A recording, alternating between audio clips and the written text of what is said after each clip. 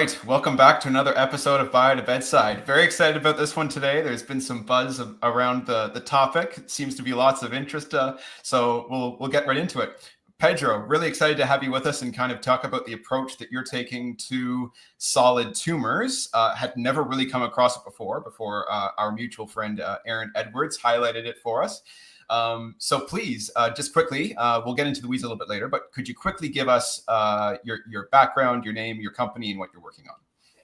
Absolutely, very happy to, and really excited that Aaron connected us. So I'm looking forward to getting into the weeds of what we're working on, which I agree is a really important problem. So I'm Pedro Correa Sampaio. I'm the co-founder and CEO of Neobe. We are a UK-based startup trying to address the issue of fibrotic barriers in solid tumors that prevent the efficacy of advanced therapeutics by very literally causing physical barriers to immune cells and actual drugs getting into the tumors effectively and preventing them from eliminating cancer cells.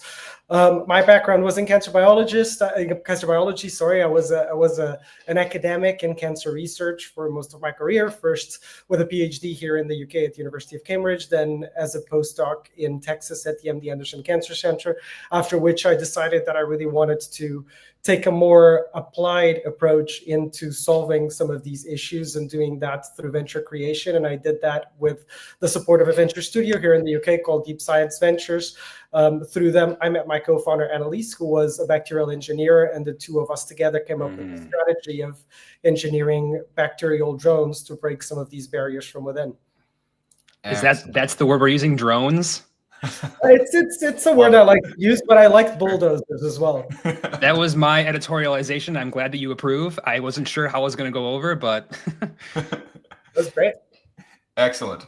So Jeff, I guess maybe just set the stage here. What is the underlying challenge that we've got, and what makes it exciting about what Pedro's able to work on here today? Yeah, so I'm actually really interested to hear the talk today because this is one of the most overlooked and underappreciated aspects of solid tumor biology, and I would say solid tumor therapeutics in general. I know you guys are kind of focused on advanced therapeutics like CAR T cells, cell therapies, bispecifics, things like ADCs even, but I would argue, and we'll get into this in a little bit, I would argue that your approach is relevant to even things like chemotherapy. 100%. The immune system is actively involved in the response to basically every therapeutic and in solid tumors. And if you can't get the immune cells into the tumor, you're going to hinder the efficacy of a lot of different kinds of therapeutics, even ones that you wouldn't think are affected by the immune system, even things like general cytotoxic chemotherapeutic agents. So I'm really excited, and I think that this topic really needs to be discussed because, again, it's very underappreciated and overlooked. And if you overlook it, you're gonna get burned, and you're not gonna know what happened. It's like, why? What's going on? And I've worked in a cancer lab myself, and you see a lot of these immunofluorescent pictures of like tumor slices, and what you'll see is the tumor, right? And then on the outside of the tumor, you get a big hot ring of like CD8 positive T cells, and then nothing. There's very few little scatters. So getting the cells in the tumor, not just to the disease site, but into the deep trenches of the tumor is super difficult. And it's one of the big problems is what you address. And it's Neobe, I thought it was Neobe for the longest time, but it's Neobe. Most people do, but if you understand where the name comes from, it becomes clear. Neo, microbe. Microbe. Right on. Nice. Excellent. Okay, so before we get into the questions with you, Pedro, so again, for people who are watching, thank you for coming. We want to include you in the conversation as much as possible. If you have specific questions for Pedro, you want to hold his feet to the fire on some component of it, I'm sure he'd be more than happy to answer your questions. So please bring those along, and we'll get to them as quickly as we can. So just to quickly set the stage here again, Pedro, in your own words, like what is the major problem here that you're tackling in cancer? I mean, Jeff explained it really well, actually. I would say I would even build up on it, and I would say that I used to use this metaphor of exactly immune cells as an army trying to overtake a castle, and a lot of solid tumors really building this really solid, thick, difficult to surpass wall around them. And if your immune cell army physically can't get through these walls, then you're not really going to be able to take down the tumor, right? But it's actually more complicated than that, because as Jeff said, if you look at a tumor down a microscope, and particularly if you look at a human solid tumor down a microscope, what you see is not even just like, a clump of cancer cells surrounded by a fibrotic wall. This fibrotic scaffolding is really like an integral part of the tumors. Mostly what you see is a sea of fibrotic tissue, and then all of these cancer cell lesions embedded in it with all of the other components that make up a tumor.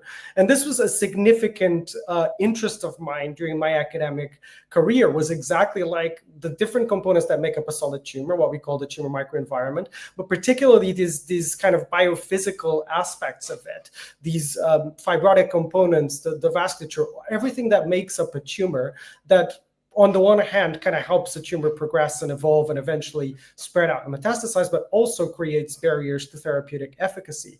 And it does it in a number of different ways. The way I came into it was exactly through the immunotherapy aspect, the fact that it creates all of these barriers to proper immune cell infiltration, and it physically prevents the immune cells from getting into direct cell contact with the cancer cells.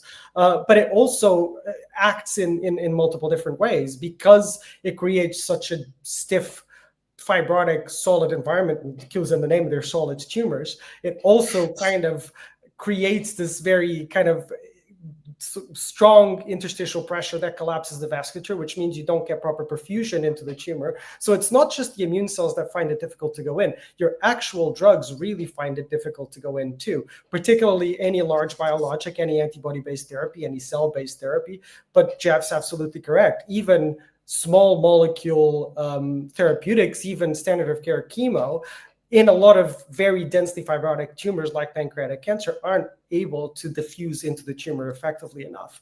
So if we are able to take down these fibrotic components, to break the barrier, to disrupt the extracellular matrix, which is what we're talking about here, and make these solid tumors softer, make them behave more like a liquid tumor, you're going to get more of these immune cells into the tumor. So those immune cells are going to respond better to therapeutic strategies that activate them. You're going to get cell therapies into the tumor more effectively. So you're going to circumvent one of the biggest issues in CAR T cell therapies, which is how do we get these CAR T cells close to cancer cells? But you're also going to get the drugs themselves into the tumors more effectively. So you're going to completely modify these tumors to make them respond to therapies more effectively, which is why we sometimes use this kind of API for cancer therapeutics idea that we're just modifying these tumors to make them respond to drugs better in general. Very good. I want to make sure that we go back and emphasize the fact that the interstitial pressure is also affected by the fibrotic nature of these solid tumors.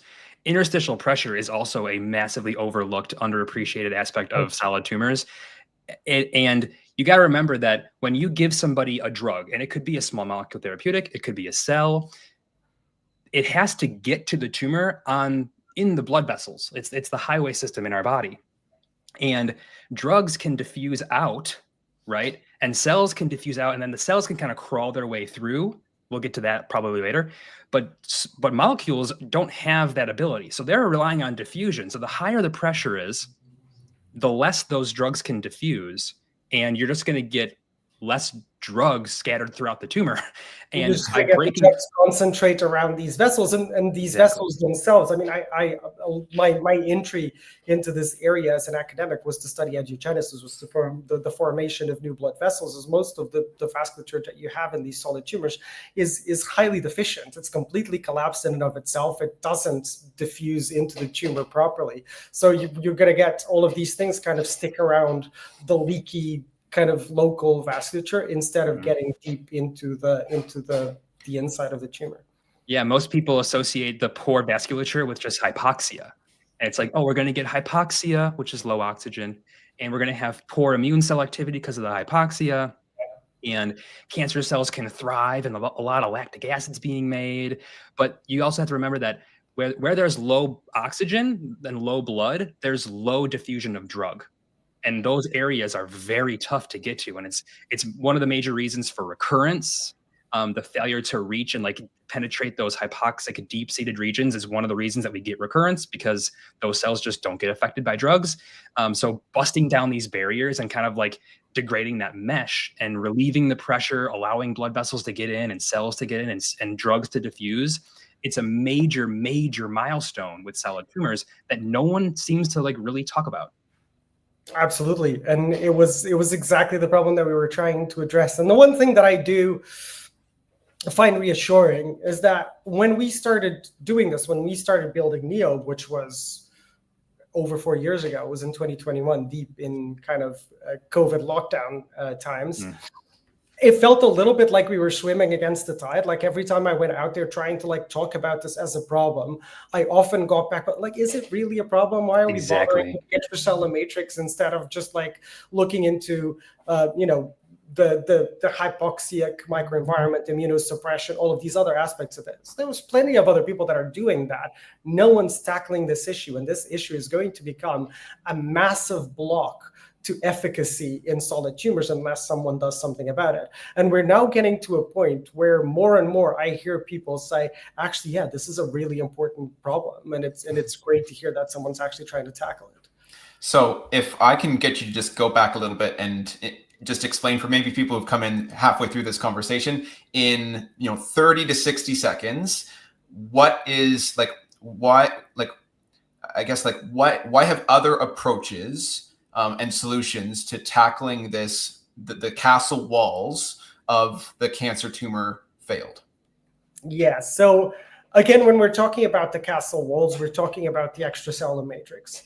The extracellular matrix is this kind of, fibrotic mesh of collagens, glycoproteins that provide usually structural support, structural scaffolding to most of the tissues in the body. And the issue is that in solid tumors, they're particularly dense, they're particularly highly cross-linked between each other, which is why they create this really densely fibrotic microenvironment that you have in solid tumors. But these components, the actual kind of individual components of, collagen fibers, glycoproteins, etc. All of these are essential components of the extracellular matrix in pretty much every single tissue in your body.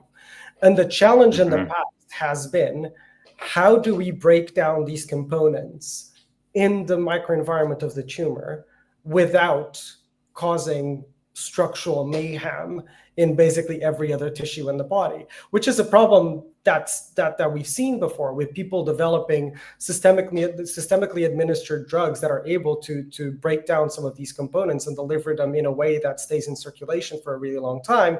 You end up having digestive issues, you end up having cardiac issues because of how important the maintenance of this extracellular matrix is for the function of all of these other tissues. So the challenge there, and this is basically how we started Neobe, was how do we circumvent this? How do we do this in a way that people haven't been able to achieve it before by developing a strategy that breaks down these fibers only in the tumor without affecting healthy tissues? Excellent. Exactly. And the first thing that came to my mind was yesterday, I think that I may have put it in my post yesterday, but I said that just like people live in houses, cells live in the ECM, which means that tumors are made of cells, which means that tumors will have ECM. And tumors, we mentioned this last week with Aaron, the fact that tumors kind of resemble wound healing.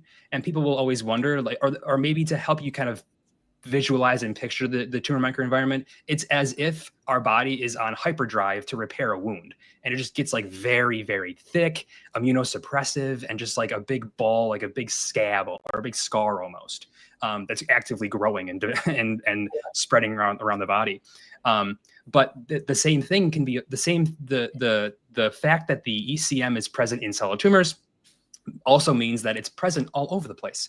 So if you were to just say, hey, we're gonna degrade the ECM throughout the body with the intent of freeing up the solid tumor, it's like you're gonna get all kinds of problems. Yeah. Like that's not gonna work. We need to get it in the tumor specifically. So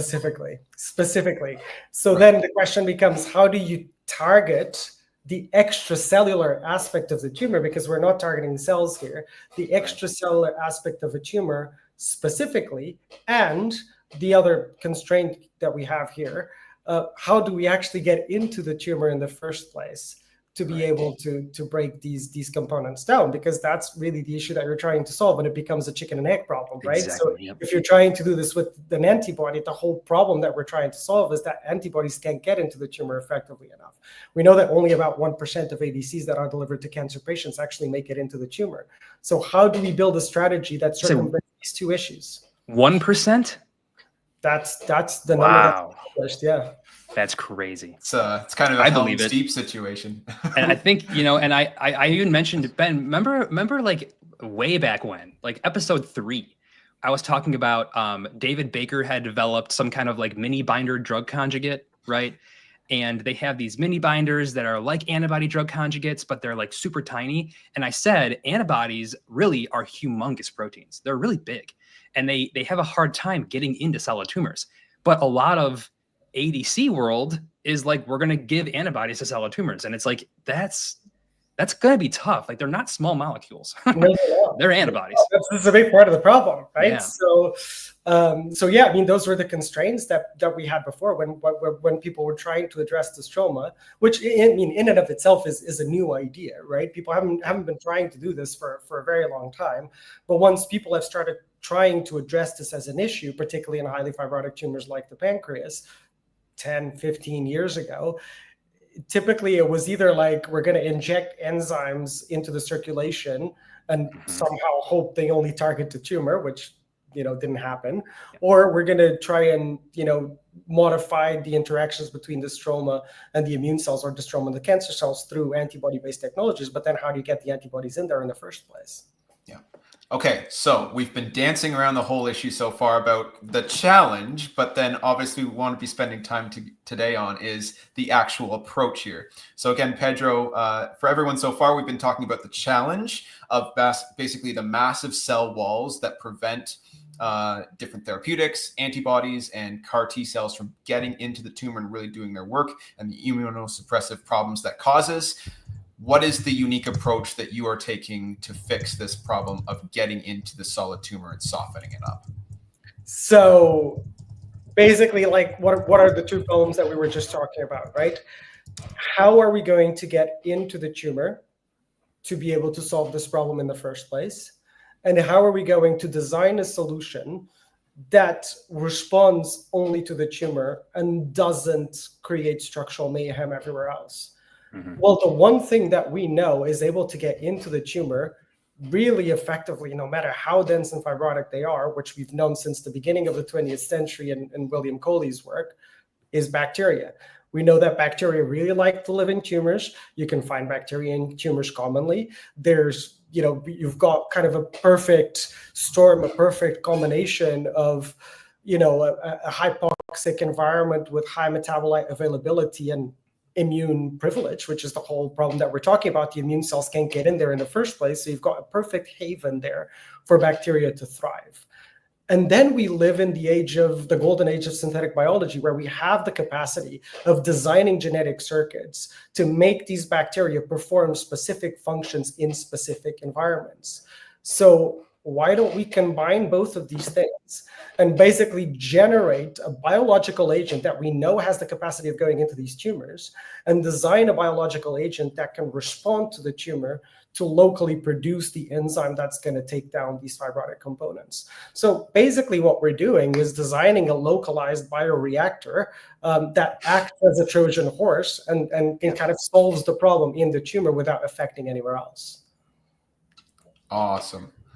Okay, so the immediate question that I know a lot of people have asked me since I've kind of talked about the fact we're bringing you on is just like, well, isn't this going to be like some sort of bacteria that just immediately will cause all sorts of like sepsis issues, or it'll get out of the tumor and you'll have a bacterial infection, and the worst state will be the latter state will be worse than the first?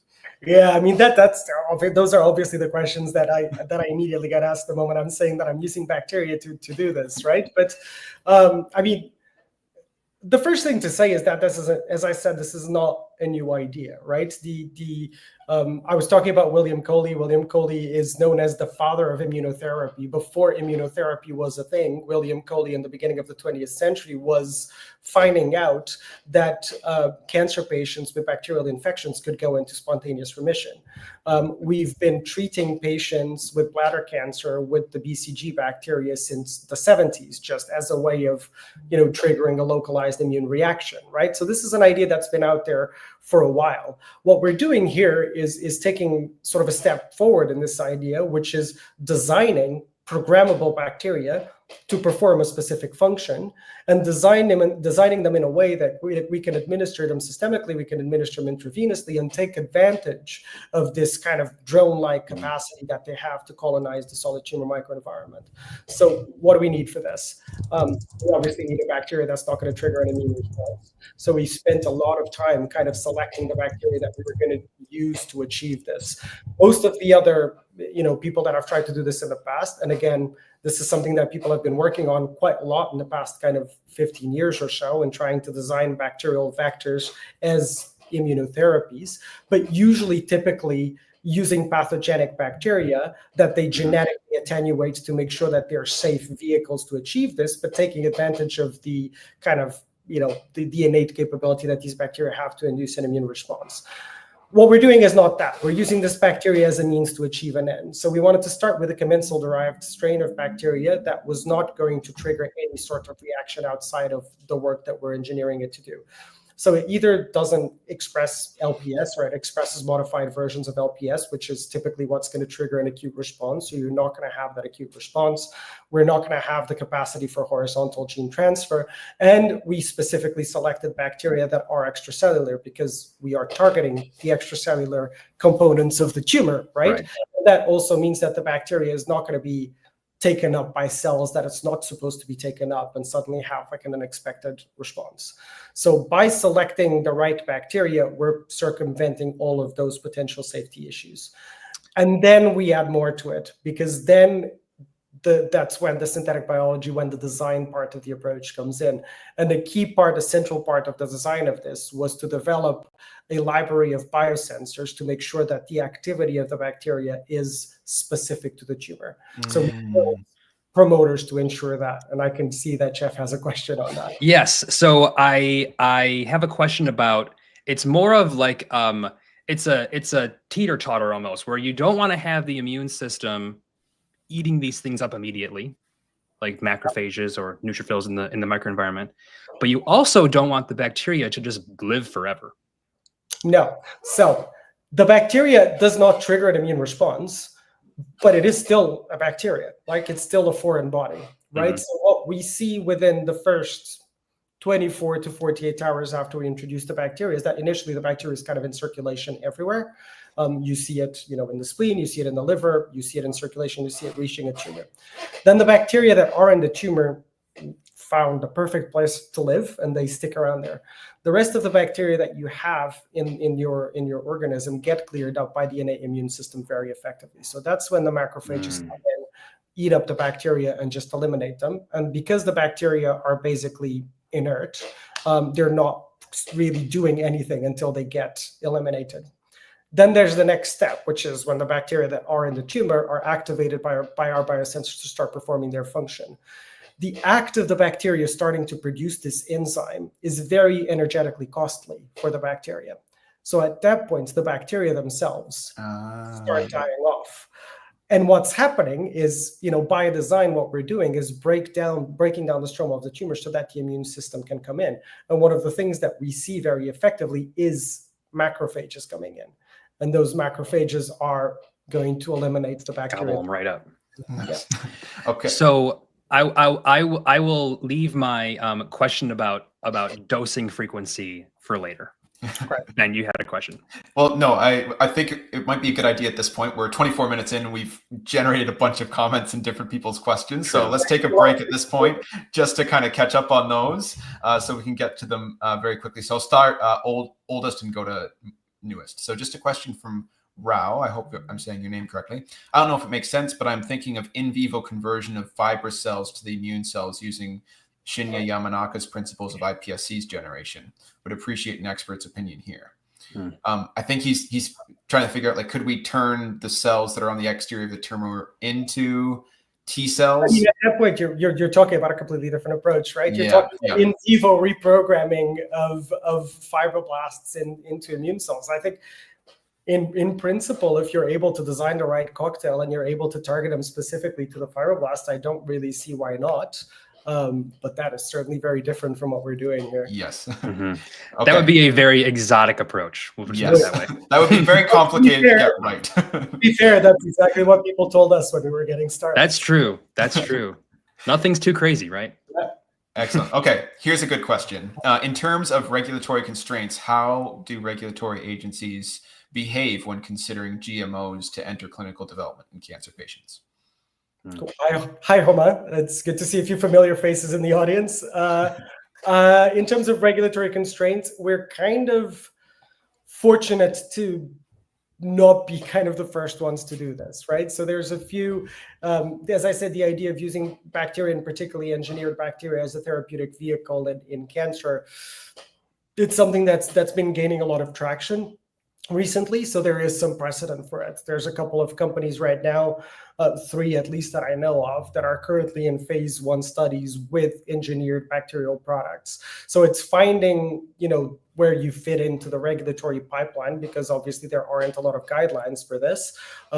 We basically are classified as basically a microbial gene therapy, and with the moment you know where you're going to be classified, then you're going to follow the guidelines that people have used to go into those phase 1 trials.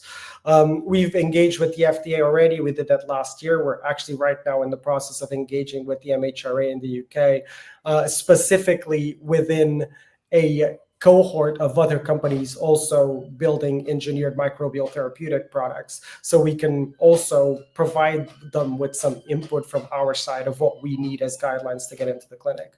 So yeah, long story short, there's precedent, the guidelines are being built, and it's kind of onto us as the innovators here to kind of participate in the process of getting the guidelines refined and work with the regulators early to make sure we've got a clear path to the clinic, which we do. Very good. So I want to circle back really quick on, it seems weird to me that you're classified as a microbial gene therapy. Is that kind of to be expected? It's a factor of kind of what the categories are that are available, and which one is the one that we fall more closely within, right? Because typically, you've got your advanced therapies. Within your advanced therapies, you've got your cell gene therapy. The definition there is very clear: cell therapies, gene therapies, to one way to the other. For some reason, bacteria are not considered cells, so we tend to. I was going to say, aren't bacteria cells? Just welcome to my world. Right. Typically, you go to, but you have then another branch of kind of what is originally known as live biotherapeutics, LBPs, but these traditionally are things like bacterial consortia, fecal matter transplants, ways to actually modify the microbiome. And we're kind of somewhere in between, because we are a bacteria, but we're also a genetically engineered product. Because of that, that's sort of where we fell down. Makes sense. Gotcha. Okay, another one here. Did you check bone density or immune function restoration post-therapy in animal models or in cancer patients? Well, I think this might be in, like, with regards to lymphodepletion, right? Which I imagine you guys aren't doing. No, we're not. No. I mean, I hope that we can look into all of these things into cancer patients, but we're still a ways away from the clinic right now. The plan is for us to enter clinical trials in 2027. In mice so far, I mean, I'll be honest, we haven't looked into that in a lot of detail. But what we can say is that we don't really see any evidence of any safety concerns in all of the mice that we've treated with our bacteria, particularly the mice that we've, and I'm sure we'll get into it at some point with some of the results that we've seen, the mice that we've managed to get to complete curative responses basically look completely healthy by the time that we're done treating them. So we don't see any kind of lingering immune reactions or anything like that. We haven't looked at the bone specifically, but it's certainly something that we can do. Very good. And are you able to track the longevity of the bacteria themselves in any way? So that's something that we're working on right now. We kind of have the kind of the two edges of the longitudinal, I guess, pathway where we know that within a week of administering the bacteria, we can still find them. Once the tumor is gone, we can't. Where exactly in that period they completely go away is something that we still have to work on. But you don't see like a spike.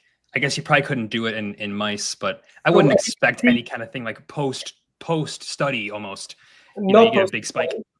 Not post study. We see a spike in the beginning in circulation and particularly in the spleen and the liver.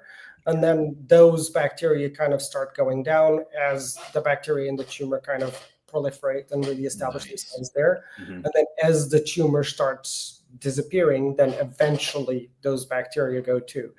That kind of point exactly where that happens, that's where we still have a lot of work to do. Yeah.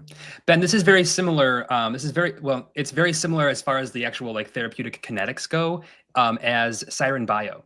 They have their AAV will infect the cancer cells. And then as the tumor is shrinking, the tumor shrinkage actually will naturally reduce the potency of the therapeutic. Yeah. So it kind of like regulates itself. Yeah, because the bacteria is living in the extracellular space of the tumor. As that kind of niche disappears, then kind of there's nowhere for the bacteria to hide, basically. Yeah, it's very elegant in that sense. Very good. All right, Pedro, I'll get you to take a crack at this one. Just like what's a landscape of similar bacteria-based therapies? You'd mentioned that some like this isn't the first time that it's been done. So can you fill us in a bit there? Oof, cool. Thanks, Arno. I could go into this for a while. There's a few different companies that in this space. There's some that were doing similar things in the past, but the one thing that is unique to us is the use of the bacteria to target the stroma. The large majority of other companies that are out there are using bacteria to deliver immunostimulatory or immunomodulatory signals into the tumor microenvironment. So you have companies like Procarium in the UK, like Actim in the US, like T3 Pharmaceuticals in Switzerland. They were acquired by Boehringer Ingelheim last year. There's about a handful. There's Chain in the UK as well, about a handful, but the large majority of them use attenuated pathogenic bacteria as kind of an immunotherapeutic strategy, right? Whereas what we're doing differs from them in what I was saying before, where we are very specifically using an inert bacteria really as a delivery system. This is what we're trying to achieve here. Yeah. I know of a company, Salspera. They have like an attenuated salmonella that they use. Basically, bacteria will like to kind of hang out in the acidic, kind of like hot microenvironment of tumors, and you can program them to like just release IL-2 or something. Yeah, and you can use them. Salspera are doing that. Yeah. Actim is doing a similar thing as well, and Salspera, as far as I know, they were entering the phase 3, I think. Yeah. Great. Okay. Right. I think so. Yeah. That's good. We need wins in this space. I was going to say it's very good, and it's a different approach. And so before we move on to one more question, it's probably a good point to ask this: is there is there a potential for the bacteria themselves to induce an immune response via being a bacteria cell? There is, we do see some of that, right? There is a reaction that is being triggered by the bacteria, if nothing else, in increasing the population of innate immune cells that you get into the tumor microenvironment, and those innate immune cells in and of themselves are going to trigger an immune reaction, or are going to be a part of the immune reaction. So we see very clearly, for example, more macrophages coming into the tumor, and the ratio of M1 to M2 macrophages is really changing. And that is a combination of the stromal remodeling that the bacteria is doing, engineered by us, but also the effect that the bacteria presence there is also having. Excellent. But the bacteria themselves, because of its sort of commensal-derived nature, isn't enough to trigger that, right? Yeah. So we need to have that stromal remodeling approach there too. Yeah. So I did some studies on macrophage biology, and you can actually you can feed macrophages bacteria, and it will through AHR signaling, it will kind of polarize them towards being pro-inflammatory and stuff. And a lot of solid tumors, Aaron mentioned last week that glioblastoma, for example, is 40% by volume macrophages, and a lot of them are immunosuppressive. So getting a lot of bacteria in there, you can have these macrophages begin to polarize. When we've seen that data we already have, like we Nice. completely change the polarization in the tumor. That's huge. Yeah. That's huge. Nice. Okay, there's a couple more questions we'll get to, and then I'll get back to our regularly scheduled questions. Another one, but I missed it here. But are we talking about specific strains, gram-positive, negative, or probiotic bacteria? Yeah, that's a great question. So we have both. We have 1 gram-positive strain and 1 gram-negative strain that we're working on. But most of our data has been done with the gram-negative strain. We're using both of them because the way that we're designing these bacteria is, I mentioned the biosensors, which are what triggers the activity of the bacteria in the tumor. And the activation of those biosensors triggers the production of the enzyme, and then the enzyme has to be released into the extracellular space of the tumor through different secretion systems that we're also engineering. And that's the part where the gram-positive and the gram-negative bacteria are different in the way that they release the enzymes. So we're kind of working with both of them to see which one's going to end up working better by the time we get to the clinic. But most of the work's been done so far with a gram-negative strain. Perfect. Good to know. And then another question from your friend, will you target primary tumor or metastasis as well? That's a very good question. That has a kind of a two-pronged answer to it. So we designed the strategy originally thinking that we're going to be able to target both. What we've seen so far is that the bottleneck for how well this works is you need to have enough of a tumor there to generate that kind of perfect environment for the bacteria to colonize, right? So if it's a very, very small nodule, you won't really have developed enough of that kind of immune privileged hypoxic environments that the bacteria is going to want to live in. The tumors typically tend to be at least 200 cubic millimeters or so for the bacteria to be really, really good at getting there. Having said that, once the bacteria get into the primary tumor and they're activated to break down the matrix, and you start getting this immune reaction being triggered and being kind of infiltrating the tumor, what we see very effectively is an abscopal effect. So when we then try to challenge these mice again with the same cancer cell lines, those tumors don't take, because we've basically generated an immune response against those tumors. And we expect that through that abscopal effect, we'll be able to then eliminate the smaller metastatic nodules. Wow. Yeah.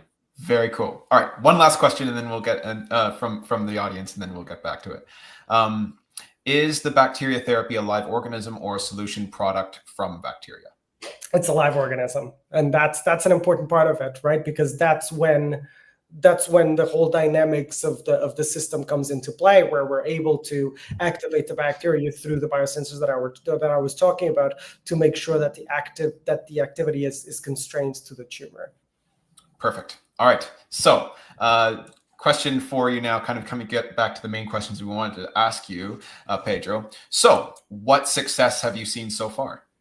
Well, hang on. Can I pause real quick? Oh, yeah. Sorry. Can you just give us an overview? We haven't gotten like a nice, concise overview of what the actual therapeutic does. So it's a live bacteria. It's going to home to the tumor. And you've mentioned biosensors, and you've mentioned the release of enzymes and stuff. What exactly do you got cooking over there? Right. So the biosensors are synthetic promoters that we've designed that are activated by different conditions of the tumor. Things like low oxygen, low pH, metabolite availability, but we're getting multiple different stimuli to activate the biosensor expression so that we make the activity of the bacteria very tumor specific. So then we basically have 3 kind of genetic circuits that we put together into each bacteria. So the bacteria gets to the tumor, the biosensors are activated. That's the first circuit. The second circuit is the enzyme. So the biosensor triggers the production of the enzyme, and that's an extracellular matrix remodeling enzyme. We've got a few that we're working on. The lead asset that we have in development right now is a hyaluronidase, so an enzyme that targets hyaluronic acid, which is a pretty abundant component of the extracellular matrix. And then the third circuit, as I was talking about, is the secretion system that makes sure that the enzyme is then released into the extracellular space. So you basically have a biological agent that is triggered by the tumor microenvironment to release a matrix remodeling payload into the extracellular components of the stroma of the tumor, and then break down these fibrotic barriers to infiltration. So that's kind of the gist of the technology. And then basically by doing that, we've done a lot of in vivo experiments. We've got a lot of mouse data to show that once the bacteria gets to the tumor and performs its function, we really reduce the stiffness of the tumor. So we make these tumors a lot softer. We recover the perfusion into the tumor. So we get the tumors a lot better irrigated. By doing this, we get immune cells into the tumor more effectively. So we were talking about the changes in M1, M2 polarization of macrophages. But ultimately, the question is, what does that do to the therapeutic responsiveness of these tumors? And what we see is that we can take tumors that are refractory to checkpoint inhibitors, to antibody-based kind of immune modulation, and we can make them completely respond to them, to the point where the mice basically completely get cured. So we make them from non-responsive to responsive by removing these barriers to drug efficacy.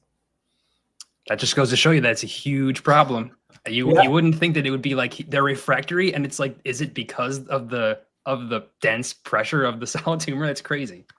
Yeah, because it affects the microenvironment in so many different ways, right? It's what we were talking about in the beginning. You make them softer. It's infiltrated by immune cells better. It's infiltrated by the antibodies. The antibody. Yeah.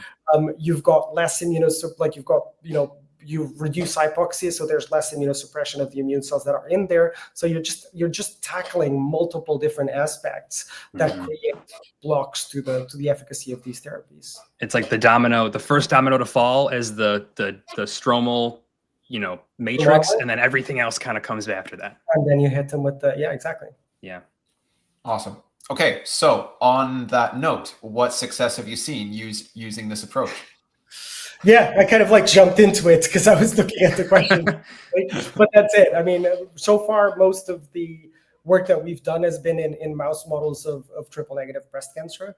And we've looked at a couple of different therapeutic modalities, different types of drugs, right? And the way that we started doing this by just as a proof of concept was by looking at checkpoint inhibitors, blockbusters of immunotherapy a few years back. If we can, the idea was if we can get more immune cells into these tumors, we can get more immune cells to get activated by removing their brakes through the checkpoint inhibitors, which is what they're basically doing. And that's what we started seeing, that we would take mice that completely don't respond to checkpoint inhibitors, started responding to checkpoint inhibitors, mice that initially responded to checkpoint inhibitors, but eventually built resistance, basically got completely cured. As I mentioned before, we tried to re-challenge these mice. The tumors don't take. So we're really completely, at the end of the experiment, all of the mice were completely cancer-free. And we're now exploring different drug modalities. So we've started doing a few preliminary experiments with CAR T cells, and we see just completely different responses in these tumors when we deliver our bacteria before we deliver the CAR T cell. And we're now also expanding to different types of cancer, particularly pancreatic cancer, where this is a significant problem. So this is very interesting. I want to know what your thoughts are on this. Okay. There has been a mystery in solid tumor biology when it comes to PD-1, PD-L1 checkpoints. So often, cancer patients will present with PD-1 positive, PD-L1 positive, super hot tumors that are super PD-1 positive or PD-L1 positive, and they just don't respond to these checkpoint inhibitors.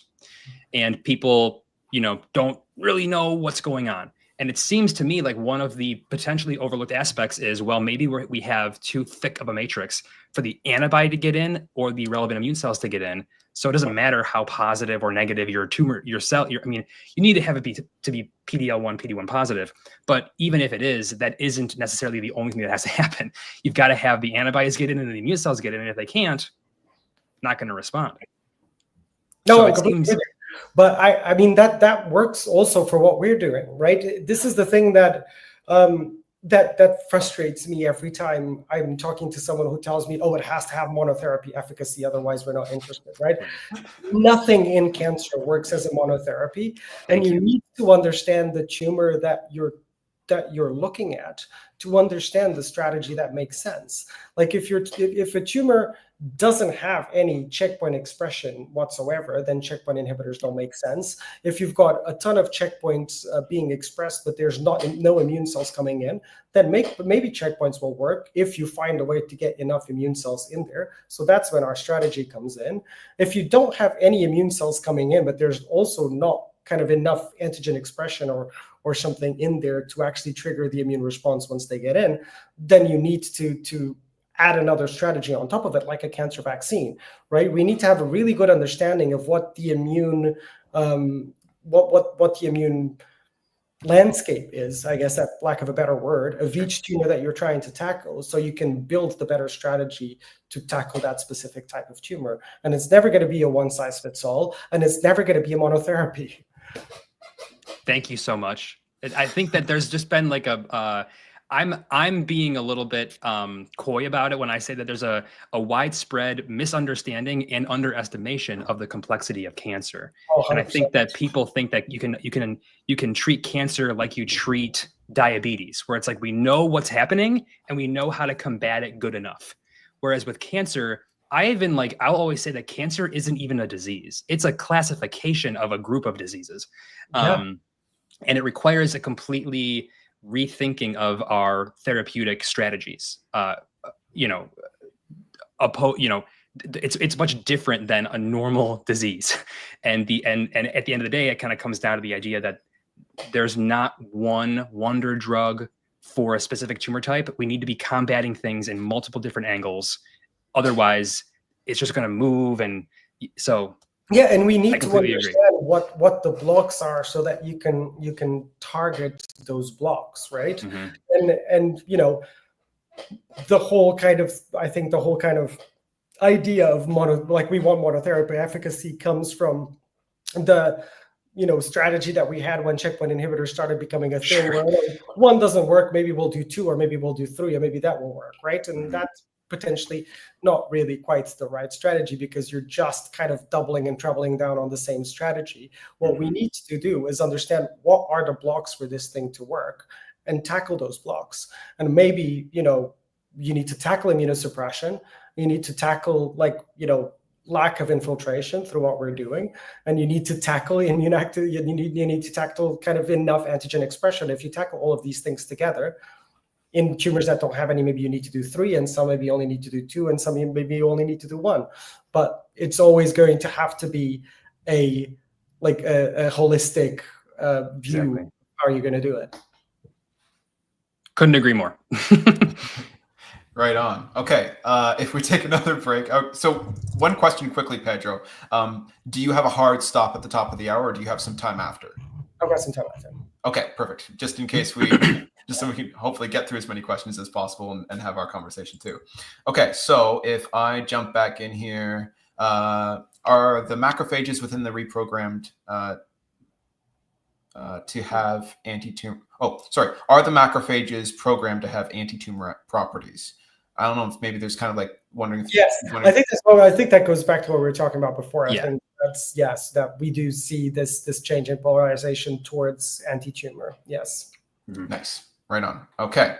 Another question here. In terms of the engineered bacteria being in circulation and then innate immune system activation, what is your dosing approach, and is there any acute toxicity? Great question. Right. I knew we were going to get to this at some point. Yes, we were. Yes. So dosing. I mentioned one aspect of it, which is we know the tumor has to have like a minimum size for the bacteria to be able to colonize it. We do need to have enough bacteria there for them to be efficient as well. We're still talking in the ballpark of 10 to the 6, 10 to the 7 colony forming units of bacteria, right? So it's not a huge amount. It's still fairly small doses. There's certainly a higher threshold where it becomes too much, right? Because you are still introducing a lot of foreign biological material into the body. So if you start getting into the area of 10 to the 9 colony forming units, then you start seeing, some issues of toxicity there. So there is a sweet spot, and we feel like we found that sweet spot. That then takes us into, well, firstly, the second part of the question, acute toxicity, we don't see that, at least not in the form of like complement activation or anything like that, Sure. which is to do with the fact that the strains that we're using have modified LPS, or in the gram-positive, no LPS at all. And then that takes us to the other question that we always have, which is, are we going to be able to redose? Which is,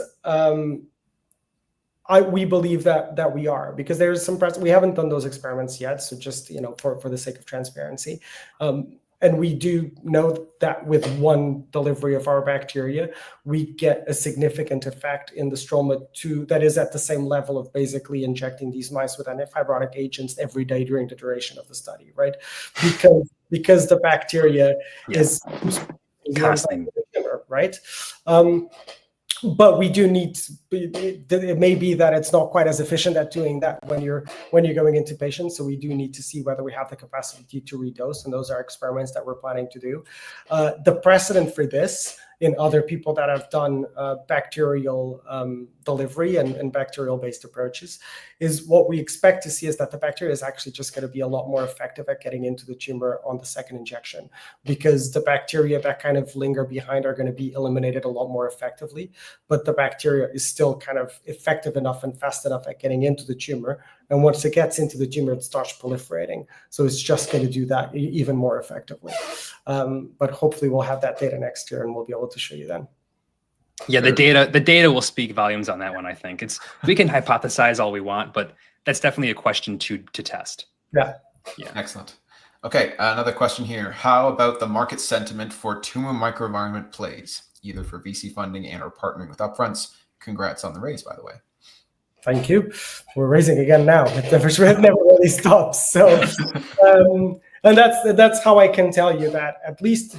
Well, I was going to say at least VC-wise, but actually both in VC and pharma, I've definitely seen a change in this in the past. I'd say even the past year, past kind of 6 months to a year, where we've gone to a lot of the conversations that we have with potential investors, us almost having to educate them to the issue of the extracellular matrix, what it is, why it is a problem, and actually having to convince them that this actually is a problem that needs to be tackled. Whereas now, like the majority of interactions that I have with VCs, I hear back like, actually, this is a significant problem, and this is something that we're really interested in because we think that this is basically the next frontier in solid tumor therapeutics. Really? So there's been a shift there, or there is a shift in progress, because it's not universal by any means, but people are starting to become a lot more aware of that. Pharma is different. I think pharma have known that this is an issue for a really long time, and they've recognized this from the beginning of us starting to build this approach and starting to have interactions with them. The problem with pharma is kind of the other end of the approach, where basically what we're building is a completely new modality. And because we're doing that, the threshold for proof of concept is a lot higher. And that's why we're moving so fast to get that proof of concept in the clinic, so that we can go back to them and show, hey, it works. For sure. That's very good to hear that the conversations in the VC rooms have changed. I was worried for you. I think that it's a little bit too, to me, it seems like it's a little bit too, I don't want to be patronizing, but like kind of too complex or like disease specific to really resonate with the good general audience like that. But it's good to know that, because it is a huge, huge problem. It's a huge problem. But I think the problem, the understanding of the problem is a lot more widespread now than it was certainly when I got started. Nice. And then obviously we have to convince them that our solution is the right solution. Right. That's where the onus is on us, and that's what we're working on. Very good. Okay, quick question from Richard here. I know we've briefly touched on this already, so you can just quickly speak to it again. For the immune response, eliminating non-tumor localized bacteria, can you redose? Yeah, so we believe that we can. But the two answers to that is, one, we don't know if we need to, because the bacteria are pretty good at breaking down the matrix with one dose. Two, we think that we'll be able to, but we're going to test that next year and we'll let you know. Excellent. Okay, another one here. Are we looking at a single therapy or combination with a CAR T-like product, which would increase drastically the efficacy of CAR Ts in solid tumors, by the way, or both? Yeah, well, good to see you, Arno. I am. We're not like the way that we're designing this right now. We're very much. I think I used the term API for therapeutics. This is the way that we're seeing this, right? Is we use our bacteria to open the floodgates in the tumor for therapeutic efficacy in general. And by definition, we're not the therapeutic, we're the therapeutic enabler. We're opening up the tumor so that then the people with the antibodies, the people with the CAR T cells can come in. CAR T cells is definitely in the top of the list of what we want to go after. We've got some data on that looks really promising. We've been having conversations about it, and it's something that is certainly in the horizon of pharma companies, that they're pushing their CAR T cell programs forward, and they know that this is going to be an issue once they're getting into the clinic. So hopefully by that point, we will have demonstrated that we can help them with that. But that's where we are at the moment. We do have a longer term vision that I can sell to you very quickly right now, where we're continuing to work on the platform, and we do think that because of the potential that we see with what we're doing with the bacteria so far, we're starting to think of designing multi-payload delivery systems so that we can turn the bacteria into its own kind of combination of where the bacteria breaks down the stroma, but then also delivers the drug. And that's the ultimate holy grail that we're hunting after. That was one of my questions was, are you able to program these things to just be a therapeutic as well? And are you able to, what is the capacity for genetic engineering? Because the bacteria, you can stuff a lot of stuff into these bacteria genomes. So you can get a lot of things in there. And in terms of like the payloads is the second half, but then the first half is the biosensors. And how one of the things that I wanted to know was how dynamic is your ability to change biosensors based on like TME archetypes or something like that?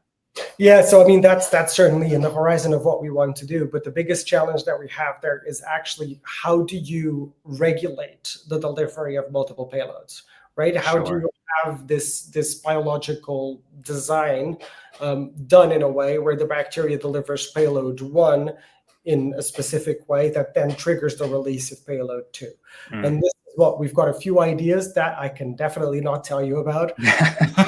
Sure. A few ideas of what we're going to do to achieve that, but it's the regulation of how you achieve both in kind of like both a temporally and a dose regulated way. That's going to be the challenge, especially if you want to get something like this through the regulators and into the clinic. Man, that sounds like so much fun. I'm having a great time. Yeah. Right. Love it. Okay, here's a question from Raghuvir. I know we talked about this a little bit earlier in the conversation, but I think it'd be good to go over this again. If vasculature is an issue for antibodies and ADCs for solid tumors, how is using bacteria, which are larger, going to be advantageous?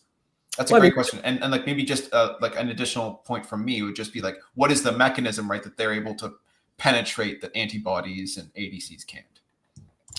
I mean, the key aspect there is that the bacteria is a living thing, right? Is a living thing that moves and that goes after the environment where it wants to live, and that proliferates when it gets to that environment.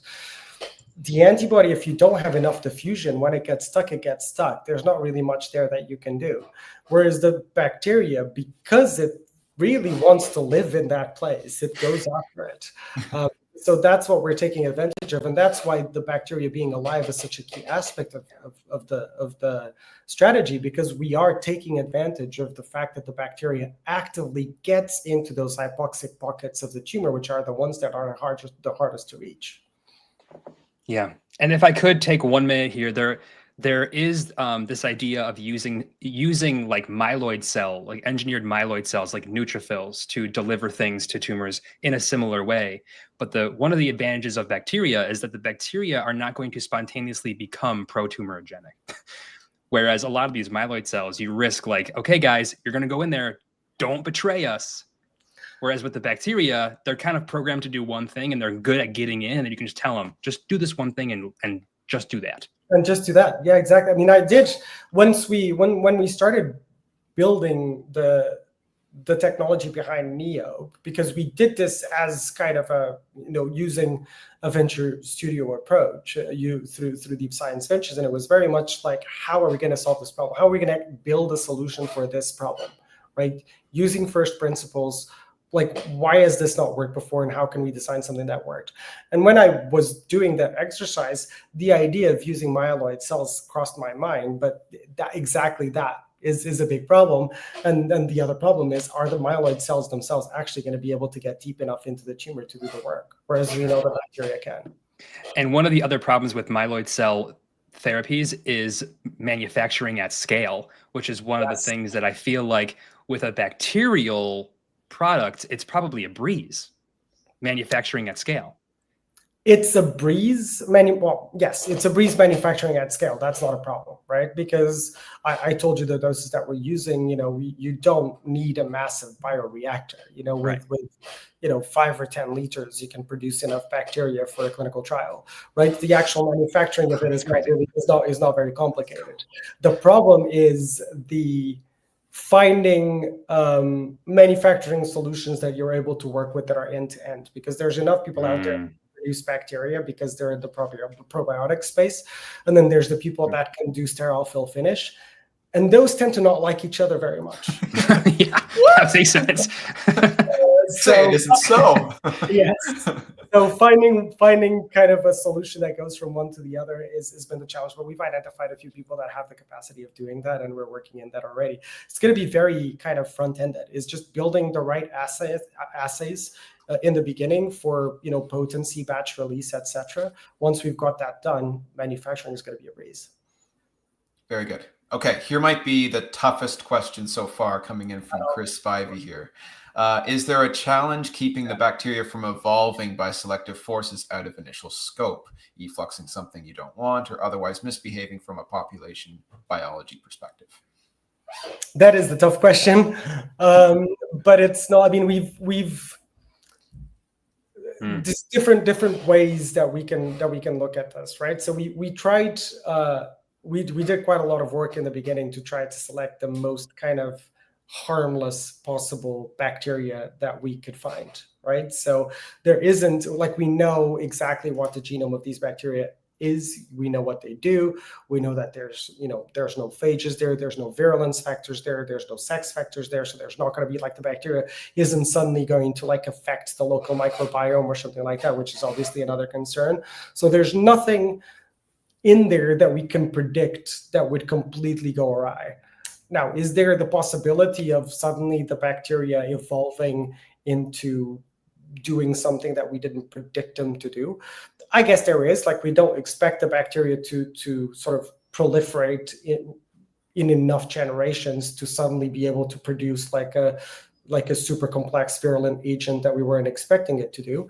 But then the two things that we have in our arsenal is, one, the fact that we've engineered an antibiotic-free plasmid stability system, basically to make sure that the bacteria, one, responds to any off-the-shelf antibiotics. So it's not really going to we don't have any antibiotic resistance built into the bacteria. Two, only the bacteria that have our exact design circuits are able to survive. If they don't have those, they're not able to survive. I guess they can still build some sort of unexpected mutation within the circuits, but that's an extra level of certainty. And if something unexpected happens, because you've got that antibiotic sensitivity profile, you can also always just deliver off-the-shelf antibiotics and eliminate the bacteria, right? Yeah. Final answer is also, we have the capacity of building kill switches. So far, because of the safety profile of both the bacteria and the circuits that we've designing, we don't think that we need to, but we are able to if we want to. Yeah, I think that I kind of see that along the same lines of risk as like random transformation of CAR T cell therapies. It's obviously a different type of thing, but you can think about it in a similar way. Like, is it possible? Yes. Is it likely? No. So is it worth like really worrying about? Yes, to a certain extent.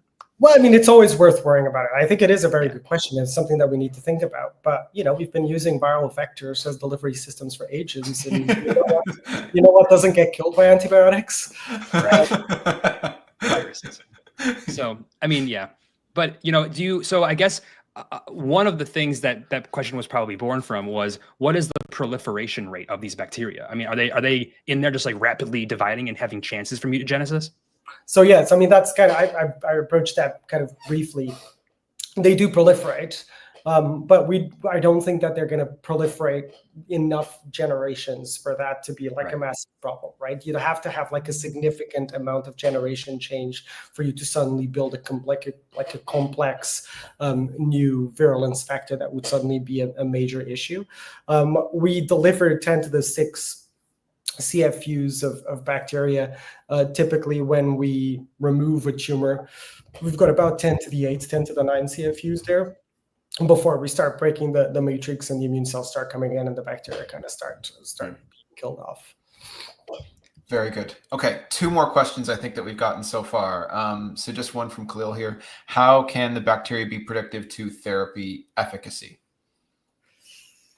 I'm not entirely sure that I fully understand the question, but I think if we're talking about how we know what we're going to be able to deliver after the bacteria, I think 2 aspects there. One, we know what we're engineering the bacteria to do, which is to break down particular components of the matrix, and we're targeting specifically glycoproteins in the extracellular matrix. We've got 4 different prototypes that we're working with, so we're always going to go after tumors where we know there's a high abundance of these glycoproteins or these glycans.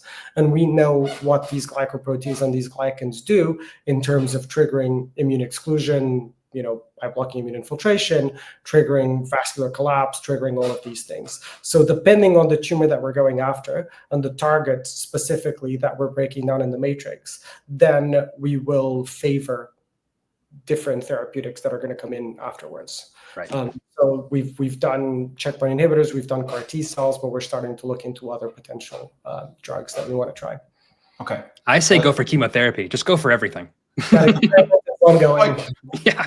We're doing chemotherapy actually as we speak now in Really? both breast and pancreas. Yeah. Nice. Okay, I lied. There's actually 2 more. I said that we had 2 more at the last one, but there's still 2 more here. One from Richard. What's the largest tumor you can treat, since classic immunotherapy only works on smaller tumors? We think we can treat pretty large tumors. The challenge with that is that if you're working in a mouse model, when you start treating a really large tumor, you typically don't have a very large therapeutic window to actually see an effect. So that's that we are kind of working in now. We know that there's so it's almost kind of the opposite problem of what was described in the question. As I said earlier, like we know that there's a threshold of how big the tumor needs to be for the bacteria to get into it. Once the tumor is big enough for us to get bacteria into it, the bacteria is very, very good at breaking down the matrix. So then it's how long you have left in the lifespan of those mice to deliver the therapeutic strategy and for that therapeutic strategy to have an effect. But it does work in large tumors. Nice. And again, I anticipate, right, you guys almost have a compounding return where to some extent, the larger the tumor gets, the more effective the bacteria will get because they've just got so much more food. Yes, and so many other places that it can establish itself. Yeah. Right. Perfect. Okay. And then one more here. Are you investigating how bacteria affect cancer stem cells? Not really. That's a bit outside the scope of what we're doing because we're engineering the bacteria specifically to target the stroma. So that's not really something we've looked at so far. Cool. All right. And some more questions have come in. My apologies. No, go for it. All right. I do want to be respectful of your time. Do you have? No, I'm fine. Yeah. Okay. All right. Let's grab these last couple then. So two different questions here from the same person. What if we modulate the quorum sensing phenomenon to become independent to bacterial density? This way, you don't have to wait for enough tumor to grow in size in order for the bacteria to colonize. I mean, that's a really good point. Quorum sensing is a really, really cool thing to take advantage of for drug delivery. There are other people that are working on that, so there's some IP considerations that we need to